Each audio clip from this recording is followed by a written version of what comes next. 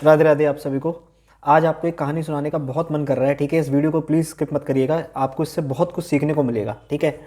कहानी कुछ इस तरह की है कि एक आदमी होता है और वो लक्ष्मी मैया का बहुत बड़ा भक्त होता है, ठीक है। वो सारे टाइम लक्ष्मी मैया को बसता है, उनको पूजा करता है, उनकी आराधना करता है ना, हमेशा उनकी भक्ति में लीन रहता है। अब लक्ष्मी मैया आपको पता है कि वो ऑब्वियसली उनका जो डिपार्टमेंट है वो पैसों का है, ठीक है, लक्ष्मी का है, ठीक है। तभी तो हम कहते हैं कि सब संभव हो जाता है। आपने कभी कभी जब दिवाली में आरती होती है तो उसमें एक लाइन आती है कि सब संभव हो जाता मन नहीं घबराता। तो रीज़न बीइंग कि सब संभव इसलिए हो जाता है बिकॉज ऑफ द पैसा, ठीक है। पैसा में पावर ही इतनी है और मन किसी का भी नहीं घबराता उससे, है ना। यानी पैसे से वो जो सुकून का लेवल है, जो चीज़ें जो अस्त व्यस्त हो रखी हैं वो सारी चीज़ें बैलेंस हो जाती है। इसलिए जो सारा आपका मेंटल पीस, इंटरनल पीस है, वो धीरे धीरे सब शांत होने लगता है ना। अब हाँ, इसको डाइवर्ट मत करिएगा कि नहीं नहीं पैसा ही सब कुछ नहीं है और जो है पैसे के अलावा भी लोग खुश रहना जानते हैं, वो अभी इसको वहाँ पर डाइवर्ट मत करिएगा, ठीक है। कहानी सुनने पे ध्यान दीजिएगा। तो कहानी क्या है कि कहानी इस तरह की है कि तो वो लक्ष्मी मैया को बहुत बसता है, बहुत पूजा करता है, गरीब होता है वो बेचारा।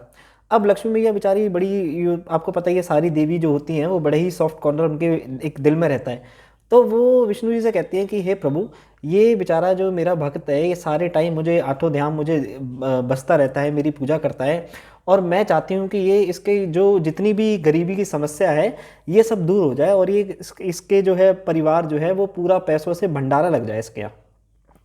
विष्णु जी उसको कहते हैं कि देवी जी को समझाते हैं कि देवी जी अभी इनका टाइम नहीं आया है, तो जिस दिन टाइम आएगा इनका सारी चीज़ें अपने आप ही ऑटोमेटिकली बाय डिफॉल्ट सिस्टम पे सब ये स्वतः ही अमीर होते चले जाएंगे, ठीक है। लेकिन लक्ष्मी जी ये मानती नहीं है। लक्ष्मी जी कहती है नहीं नहीं प्रभु, आपको तो मेरी बात रखनी पड़ेगी, और ऐसे कैसे चलेगा, ये इतने सालों से मेरे को बज रहा है और अब समय आ गया है कि इसको मुझे एज अ अवार्ड में कुछ ना कुछ देने का।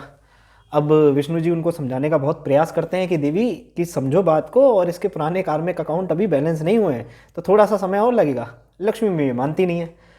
तो विष्णु जी कहते हैं चलिए ठीक है, आप जैसा कहती हैं मैं इसके काम करता हूँ कि आज इसको मालामाल करने की योजना बनाता हूँ। अब वो जो बेचारा आदमी है, जो भगत है, वो सड़क पे जा रहा होता है। जब वो सड़क पे जा रहा होता है चलते चलते, तो वो पैदल ही चल रहा होता है और उसके सामने से एक अंधा व्यक्ति निकल रहा होता है, ठीक है। तो विष्णु जी को लगता है कि चलो अब समय आ गया है इसको जो है अमीर बनाने का।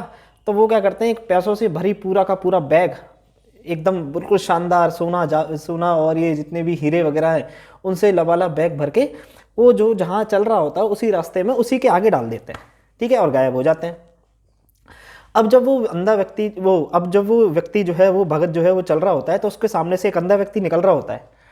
अब जैसे ही वो उसके सामने से अंधा व्यक्ति निकलता है, तो उसके दिमाग में एक थॉट आता है कि यार ये बेचारे अंधे व्यक्ति कैसे चलते होंगे, क्यों ना मैं आज इन अंधे व्यक्तियों की तरह ही चल के देखूं।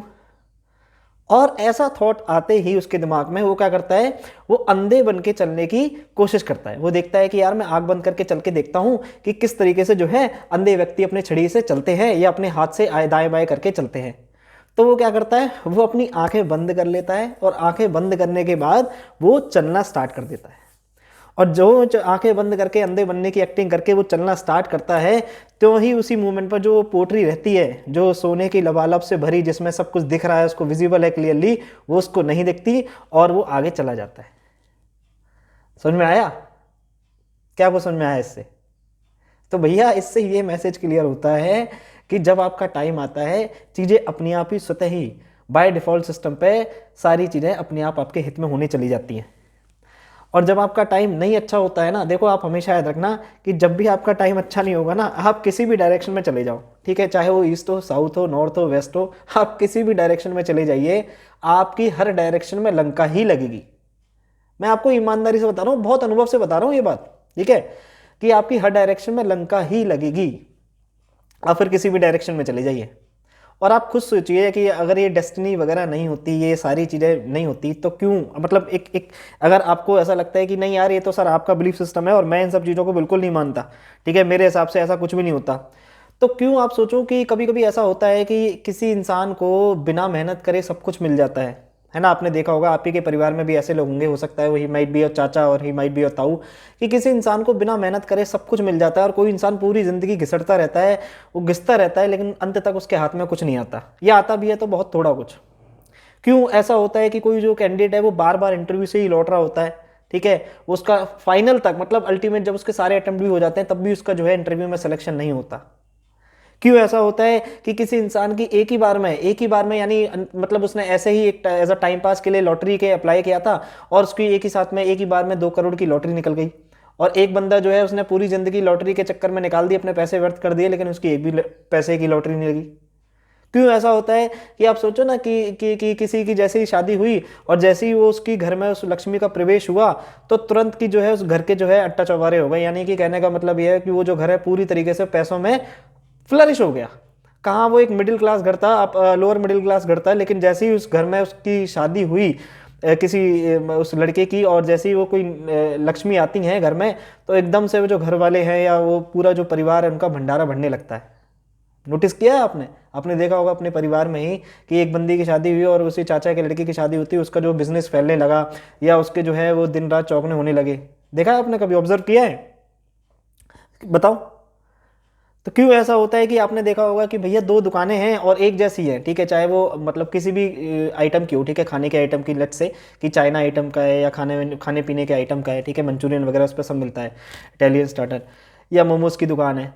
तो एक दुकान आपने देखा होगा कि अंडे की दुकान है, फिर मान लो कि एक दुकान तो होगा बिल्कुल बहुत शानदार तरीके से चल रही है, उस पर ग्राहक ही खत्म नहीं हो रहे, उस पर ग्राहक ही नहीं टूट रहे। और जो बगल वाला है उसके वो भी सेम आइटम बेच रहा है, सेम इंग्रेडिएंट बेच रहा है, सब सेम मसाला है, उसके हाथ में भी वही जाएगा, लेकिन वो खाली खड़ा रहता है पूरे दिन, सुबह से शाम।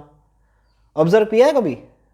किया होगा आपने कभी ना कभी। यार देखो यार, ये सब्जी वाला तो देखो, दोनों सब्जी वही बेच रहे हैं, दोनों अच्छी बेच रहे हैं, दोनों के दाम वही है, लेकिन एक सब्जी वाला जो है वो उसके पास खत्म ही नहीं हो रहे ग्राहक, और एक सब्जी वाला है उसके पास नंबर ही नहीं लग रहा ग्राहकों का। देखा है आपने? ठीक है। तो ऐसे बहुत तमाम तरह के क्वेश्चंस हैं जो आपके माइंड में आने चाहिए कि यार इसका मतलब डेस्टिनी तो रोल प्ले करती है। हालांकि मैं ये सपोर्ट नहीं कर रहा कि सब कुछ केवल डेस्टिनी होती है, लेकिन हाँ काफ़ी हद तक डेस्टिनी जो है वो बहुत इंपॉर्टेंट और मेजर रोल प्ले करती है। इसलिए मैंने काफ़ी बार जब मैं अपने स्टूडेंट्स की काउंसलिंग करता हूँ तो मैं उनको बताता हूँ कि भाई केवल अगर आप ये सोच रहे हो कि मैं केवल कर्मा करूँ और मेहनत करूँ और इसी के बेस पे, इसी के बेस पे जो है मैं अपना एग्ज़ाम क्लियर कर लूँगा, तो ये एक बहुत बड़ा मिथ है जिसमें आप जी रहे हो। You need to balance your all planets, ठीक है। वो कहते हैं ना कि आपने सुना होगा कभी, अंग्रेजी में एक लाइन है कि stars are in his favour so he is at that position, ठीक है। जो उसके स्टार्स हैं, जो उसके प्लैनेट्स हैं, वो उसके फेवर में हैं और इसलिए आज वो यहाँ इस पोजीशन पे बैठा हुआ है, ठीक है। तो ऐसी बहुत सारी तमाम तरह की चीज़ें आती हैं, है ना। तो हालांकि मैं, आपको पता भी होगा, बहुत सारे स्टूडेंट्स को मैं कभी कभी जब मेरा मन करता है तो मैं उनके चार्ट को देखता हूँ, एस्ट्रोलॉजिकल उनको रेमेडीज़ भी देता हूँ। तो अगर आपको भी ऐसा कुछ चाहिए तो आप मुझे व्हाट्सअप कर सकते हैं, ठीक है।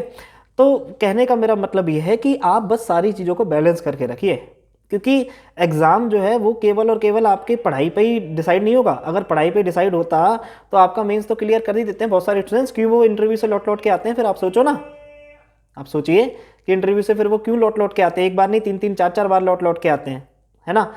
तो केवल पढ़ाई से ही सब कुछ नहीं होगा, you need to balance your planets. आपका जो है कार्मिक अकाउंट देखा जाएगा कि आपका पास कार्मिक अकाउंट कैसा रहा था, ठीक है। आपने जो है इस टाइम इस बर्थ में कैसे कर्म किए थे, ठीक है। और आपके जो है अभी जो जिस जिस जिस टाइम पीरियड में आप एग्ज़ाम दे रहे हैं उसमें आपकी किसकी एमडी चल रही है, किसकी एडी चल रही है, ठीक है, कैसे प्लैनेट्स आपके फेवर में है या नहीं है। तो वो बहुत सारी चीज़ें जो है वो टुगेदर यानी होलसम आपको एक टोटलिटी में फिर जाके डिसाइड होता है that you are going to, whether you are going to make your name in your final list और नॉट। समझ रही है? समझ में आ रहा है, नहीं आ रहा?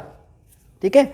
तो अगर आप ये सोच रहे हो, इसलिए आपने देखा होगा कि कभी कभी आप जैसे आते हो मेन से निकल के, तो आप लैंग्वेज के पेपर को ले ले, जैसे वो बोलते हैं कि यार इसमें तो वही क्वेश्चन है जो मैं करके गया था बस, ठीक है। क्यों? Stars in your favour, this is the indication boss, ठीक है। आपने देखा होगा कि कभी भी आप बहुत बेकार आंसर लिख के आते हो लेकिन फिर भी एग्जामिनर जो है आपके अच्छे मार्क्स से पास कर देता है ना। क्यों? क्योंकि काफ़ी हद तक जो है आपका जो एग्ज़ाम है वो किस पर डिपेंड करता है कि आप जो एग्जामिनर है ना उसका उस पर्टिकुलर मोमेंट ऑफ टाइम पर जब व्हेन ही इज चेकिंग और एवेल्यूटिंग योर आंसर शीट, उस पर उसका दिमाग या मूड कैसा है। क्या ऐसा है कि उसको किसी आज उसको किसी तरह का कोई बेनिफिट हुआ है, उसके घर में कोई शादी हुई है, उसके घर में जो है कोई बच्चा हुआ है, या उसकी जो है बीवी के साथ बहुत अच्छी ट्यूनिंग चल रही है, या वो कहीं ट्रिप प्लान कर रहा है। ये ऐसा है कि वो अपनी बीवी से लड़ जड़ के आ रहा है, उसके बेटे और उसके भाई के बीच में प्रॉपर्टी को लेकर कोई इश्यू चल रहा है, या फिर कोई इस तरह की कोई जो है इफ एंड बट चल रहा है घर में जिसको लेकर वो इंटरनली परेशान है। तो देखो दोनों चीज़ों का इंपैक्ट पड़ेगा। अगर वो खुश है इंटरनली तो वो सीधा आपके आंसर शीट को बहुत अच्छे से एवेल्यूट करेगा और अच्छे मार्क्स देगा, ठीक है, इर्रेस्पेक्टिव ऑफ फैक्ट कि आपने क्या लिख रखा है क्या नहीं, ठीक है। समझ रहे हो? क्या लिख रखा है, मतलब मैं ये नहीं कह रहा कि आपने सीधे कॉपी में कुछ ऊट पटांग या हक के आ रखा है, उसकी बात नहीं कर रहा, लेकिन मैं कर रहा हूँ कि हाँ एक सेंसेबल आंसर लिख रखा है, लेकिन deep inside you are also aware of the fact कि भैया वो आंसर उस तरीके का नहीं है जिस तरीके का होना चाहिए था, जिस तरीका एक एक एक एक डिजर्विंग कैंडिडेट जो है वो लिख के आता। तो बहुत सारी चीज़ें हैं, ठीक है, जो डिसाइड करती हैं, जो डिटरमाइन करती हैं कि भैया आपका जो फाइनल लिस्ट में नाम आएगा या नहीं आएगा, ठीक है। तो कहने का मेरा मतलब बस इतना सा है कि केवल कर्म के भरोसे मत बैठिए, कर्म के भरोसे बैठिए, मैं ये नहीं कह रहा कि मत बैठिए। कहने का मतलब ये है कि 70 to 80% मैं मानता हूँ कि आपका कर्म, आपकी मेहनत जो है वो रोल प्ले करती है, लेकिन बाकी 30 से 40% मैं कहूँगा कि ये जो सारी चीज़ें हैं ये कहीं ना कहीं, दैट्स ऑल।